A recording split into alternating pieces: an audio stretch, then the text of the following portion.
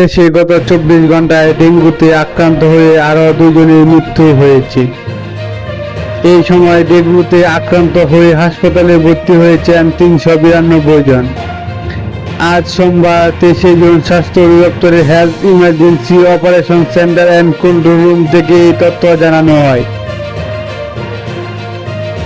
প্রতিবেদনে বলা হয়, গত 24 ঘন্টায় ডেঙ্গুতে আক্রান্ত হয়ে হাসপাতালে ভর্তি হওয়াদের মধ্যে বরিশাল বিভাগে 126 জন।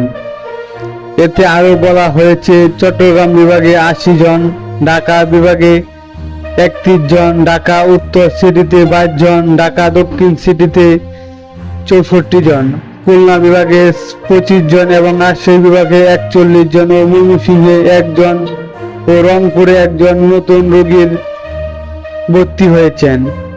চলতি বছর এখন পর্যন্ত ডেঙ্গুতে আক্রান্ত হয়ে হাসপাতালে ভর্তি হয়েছেন 8,150 জন রোগী। এই পর্যন্ত ডেঙ্গুতে মৃত্যু হয়েছে 34 জনের। এর আগে রোববার 22 জুন ডেঙ্গুতে আক্রান্ত হয়ে 329 জন রোগী দেশের বিভিন্ন হাসপাতালে ভর্তি হন। এই সময় ডেঙ্গুতে 1 জনের মৃত্যু হয়।